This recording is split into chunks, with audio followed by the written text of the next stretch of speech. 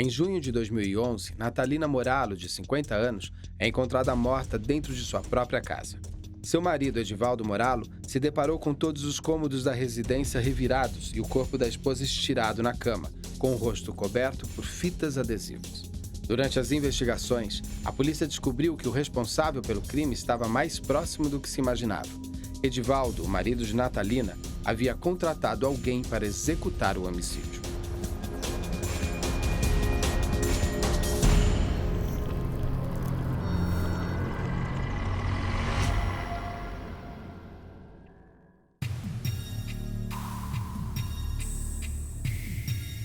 Aos 50 anos, Natalina Moralo trabalhava em uma creche da região que morava em Campinas e era muito querida por todos na vizinhança.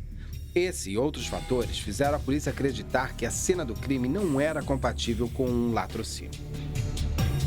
A casa da vítima não apresentava nenhum sinal de arrombamento, não havia vestígios de luta corporal e a morte por asfixia não condiz com as mortes ocorridas dentro de um latrocínio comum, que geralmente acontecem através de disparos de armas de fogo.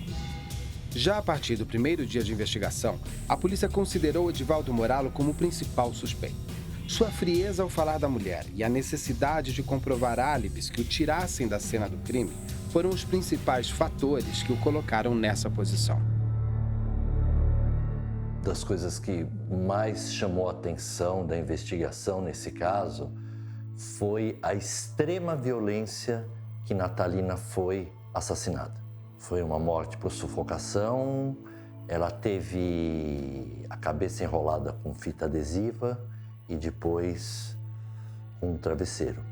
Não havia sinais de luta, o corpo foi deixado na cama e, posteriormente, se descobriu que o mandante do crime era o próprio esposo, onde a própria família indicou para a polícia o suposto envolvimento do pai nesse crime brutal.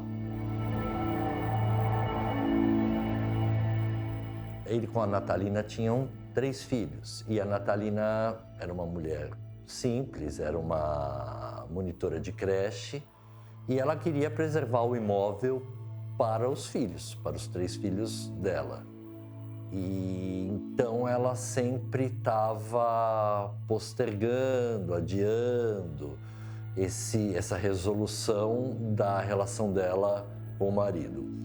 Eles já viviam em quartos separados, eles já tinham uma vida separada, mas isso não bastava.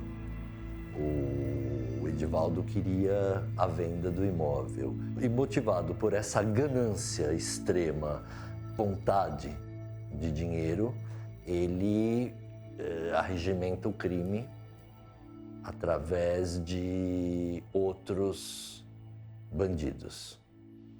Ele vai buscando em conversas de bar, ele era um homem de bar, de frequentar bar, ele vai oferecendo, né, e vai buscando matadores de aluguel. Ele vai procurando pessoas que estejam interessadas em realizar esse plano dele.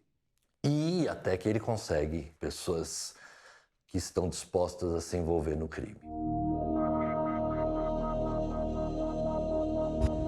O caso Natalina nos remete mais uma vez a perceber que o comportamento criminal pode ser cometido por qualquer um.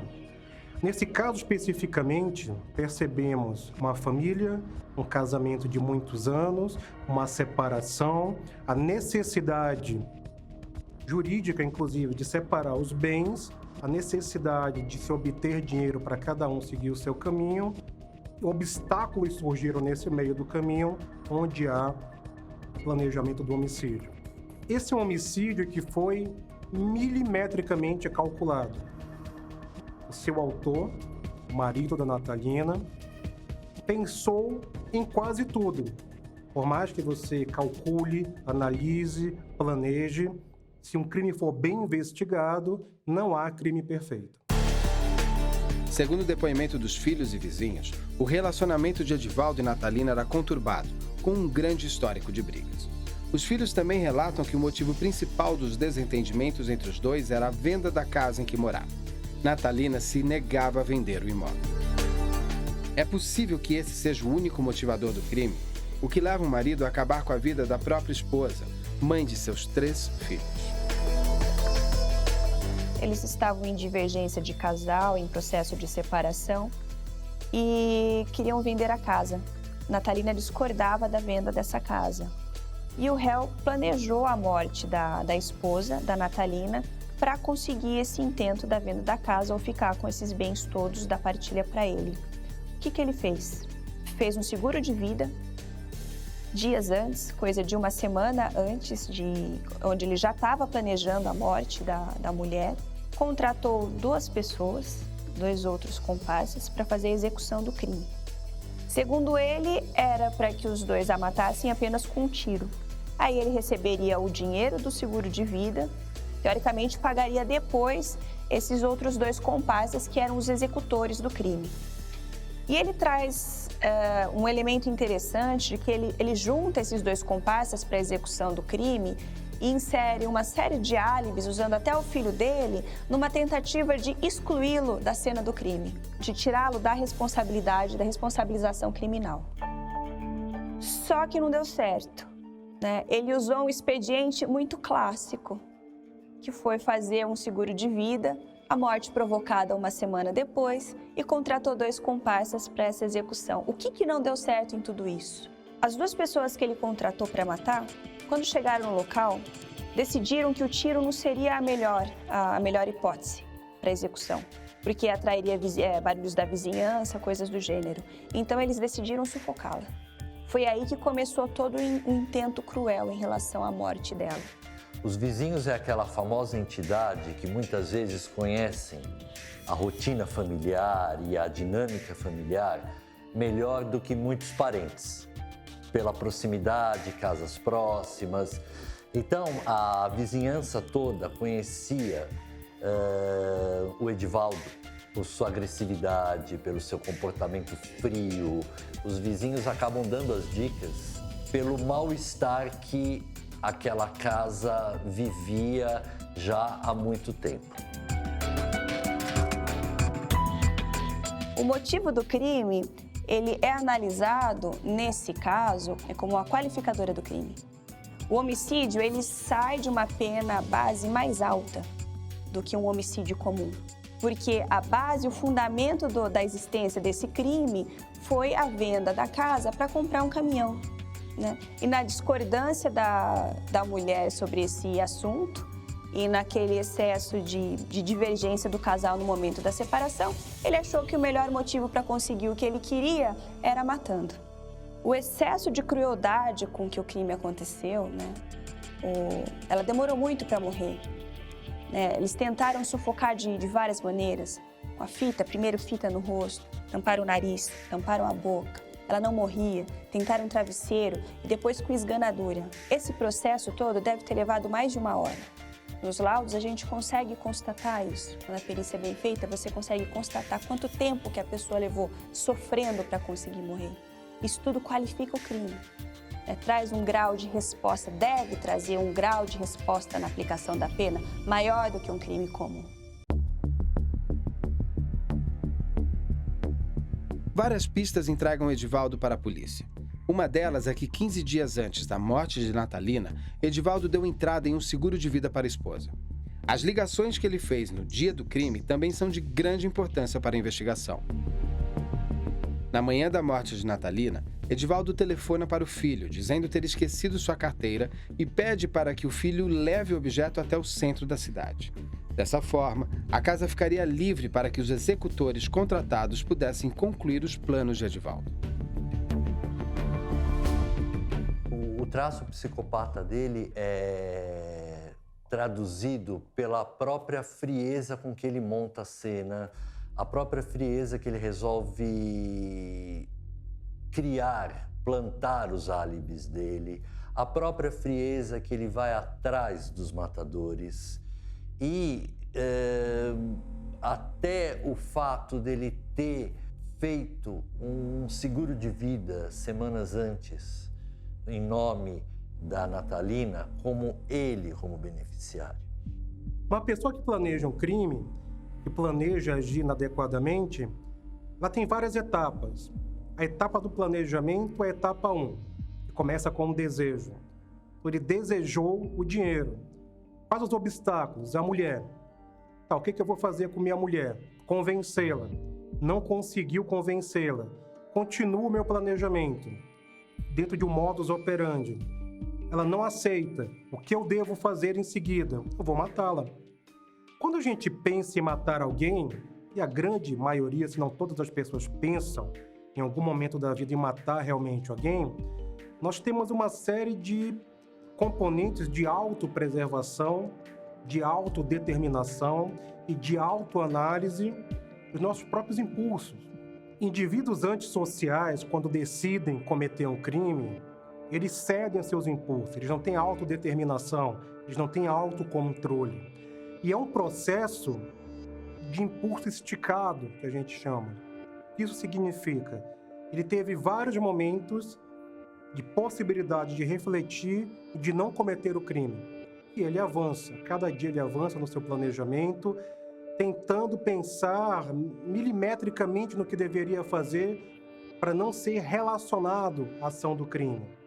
Mas isso não acontece, porque dentro do seu impulso ele fala com muitas pessoas, inclusive a polícia depois descobre, através da investigação, que ele tentou falar com várias pessoas procurando matadores de aluguel que se negaram, inclusive, em cometer esse crime, até que ele encontrou 2 pessoas que concordaram. Nesse caso, todos vão responder pelo mesmo crime. Quem executou diretamente, quem foi lá e colocou a mão na massa, quem provocou a esganadura, quem matou e o mandante. Todo mundo responde. Penas iguais? Provavelmente. Tecnicamente, sim. Mesmo que o mandante não tenha colocado a mão na massa e executado com crueldade aquilo, pela nossa lei, ele vai responder por aquela crueldade praticada ali. E pela motivação fútil. Os outros 2 executores, eles vão responder pela execução direta, eles receberiam o dinheiro para a prática do crime, para matar a vítima. Isso qualifica o crime no motivo torpe, né? Eles receberam dinheiro. Tem uma qualificadora específica no Código Penal que eleva a pena nesses casos. Edivaldo conheceu Douglas em uma conversa de bar. Após insistir por algum tempo, Edivaldo convence Douglas a executar o assassinato da esposa. Na manhã do crime, ele colocou Douglas e seu parceiro, um menor de idade, no porta-malas do carro e entrou na garagem, onde eles se esconderam até ficarem sozinhos com a vítima. Uma sistemática preocupação em criar álibis fora do normal e apresentá-los de imediato à polícia levantou suspeita. Assim como esses próprios álibis eram comportamentos dos quais ele não tinha o hábito de fazer, gerou também suspeita nos filhos.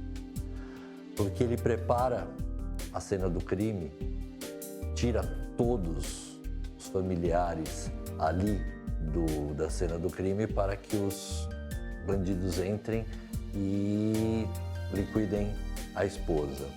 Ele tenta até fazer isso de uma forma bem feita, porém, dentro de um enredo maluco, frio, esses álibis acabam caindo por terra. Os locais que ele deveria passar, que ele deveria ter recibo de cada local, cada estabelecimento que ele passaria, sai de casa cedo, pega os assassinos, volta, entra de ré na garagem. Dessa maneira, os assassinos entram na sua casa, ficam escondidos lá dentro, ele sai, mente, liga para casa, fala com o filho, que o filho estava dentro de casa e poderia atrapalhar o seu plano, diz para o filho levar a carteira dele, que ele havia esquecido, e nesse momento que o filho sai, é cometido o crime. Um crime de natureza brutal, por asfixiamento, onde 2 indivíduos, apenas com a promessa de dinheiro, resolveram cometer esse assassinato. Segundo o marido da Natalina, a ideia é que fosse um tiro, né? Você vê o grau de frieza. Não, mas eu queria que fosse um tiro, eu não queria que ela sofresse. E com um tiro não sofreria, o crime não aconteceria da mesma maneira. Então a gente percebe uma desorganização no discurso, na fala, na maneira de agir, interagir com a própria polícia na sua argumentação. Ou seja, ele tentou fazer o crime perfeito. Afeto pela ex-esposa, afeto pela família, zero. O afeto dele é zero. Ele não demonstrou em nenhum momento arrependimento e não demonstrou que poderia reorganizar a sua vida de outra maneira que não fosse aquela pelo crime. Para sustentar a inocência do réu no crime, ele contratou essas duas pessoas e de manhã muito cedo ele as levou para a casa dele, para o interior da casa dele, antes do hipotético horário que ele sairia para trabalhar, com a mulher e o filho lá dentro. Deixou a carteira dele lá. Saiu do trabalho, ele ligou para o filho, falou: filho, me traga a carteira, estou precisando muito dessa carteira, para tirar o filho da cena do crime. Nesse momento, o filho sai e os dois executores passam a executar a morte da Natalina. No fim do dia, para sustentar esse álibi dele, de que ele não teria participação, negociação nenhuma na morte da mulher, ele ameaça uma entrada dentro da casa, chama a vizinha e, meio em tom desesperado, fala: olha, minha mulher está morta. A vizinha notou que ele mal entrou dentro da casa, que o acesso que ele teve não lhe daria condições para ferir a morte da mulher naquele momento. Foi aí que a investigação começou a ser voltada para o lado do marido. A filha, quando foi ouvida, ela trouxe a informação da possível participação do pai, por conta do excesso de histórico de violência que ele tinha dentro da própria casa e da beligerância que estava ocorrendo no processo de separação. Tempos depois, ele confessou. Ele confessou que ele realmente havia contratado essas duas pessoas e eles executaram, só que a morte não foi muito bem como ele planejou. Ele contratou para que fosse dado um tiro e eles mataram daquele jeito. O que isso tudo influencia, né? Na persecução penal, na sustentação penal, no plenário do tribunal do júri e o concatenar das provas, né? Que fazem com que a gente chegue nessa conclusão.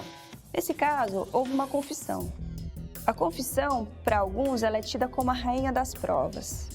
Mas a gente não consegue trabalhar somente com uma prova para sustentar uma condenação. A gente precisa de uma certeza da ocorrência do fato. Então, nós usamos outras provas e vamos construindo um concatenar lógico, né, que, junto com a confissão, leva à certeza da prática do crime. Ao confessar o crime, Edivaldo diz que pediu para que os assassinos executassem Natalina com um tiro, pois não queria que sua esposa sofresse. Porém, Douglas ficou com medo do barulho e assassinou Natalina através de um enforcamento. Douglas e seu comparsa ainda levaram alguns objetos da casa, como um aparelho de TV e um automóvel, que foi abandonado a alguns quarteirões da casa. Pelo relato dos investigadores, num determinado momento, o Edivaldo se arrepende. E aí ele chora verdadeiramente. Mas uma coisa é que ele não chora pela vítima. Ele chora pelas consequências que ele vai pagar do ato que ele fez. Então, esse choro do criminoso nunca é um choro pela vítima ou pela ruína de uma família. É um choro pela própria pele. É importante a gente perceber, a gente pensar, que dentro da investigação do comportamento criminal, quando uma pessoa chega a um ato extremo, é porque é um histórico por trás dela. O crime é o ponto A, mas o ponto B, talvez mais importante, é a personalidade da pessoa, é o histórico de vida dessa pessoa. O histórico de vida dele já é de uma pessoa agressiva. O crime em questão é um ato de extrema agressividade, de extrema violência. É o ápice, é o momento final de um planejamento cruel. Mas há dentro do histórico, do repertório de vida, do repertório comportamental dele, já indícios relatados de que ele era uma pessoa extremamente agressiva. Ele chegou no ápice, ele subiu uma escada comportamental e desenvolveu algo que eu chamo de maturidade criminal. Desde uma agressividade verbal ao ato de matar. Ele matou. As ordens foram dadas por ele. A afetividade, que deveria ser o substrato para segurar a conduta dele, para impedir que ele agisse inadequadamente, não funcionou. Ele não tinha afeto por ela. O afeto era por ele. A dinâmica do prazer era em relação a ele, em relação ao ego dele, em relação ao desejo dele. Pericialmente, todo o histórico de vida dele, a gente vai perceber que esses traços já estavam aparecendo em algum momento.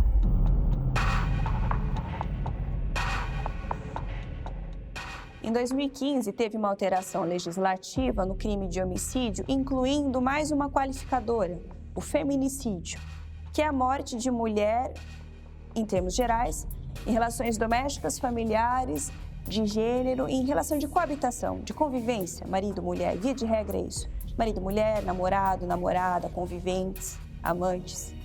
A mulher é morta nesse contexto, não só por ela ser mulher. Um homicídio praticado contra a mulher sem essa questão de fundo não qualifica o feminicídio. O feminicídio ele é qualificado por conta da fragilidade da mulher numa relação, da desigualdade da mulher numa briga, numa contenda física, numa relação doméstica familiar. Isso traz um aumento na pena. Hoje, esse crime sai do patamar de 12 anos, pode chegar até 30 anos.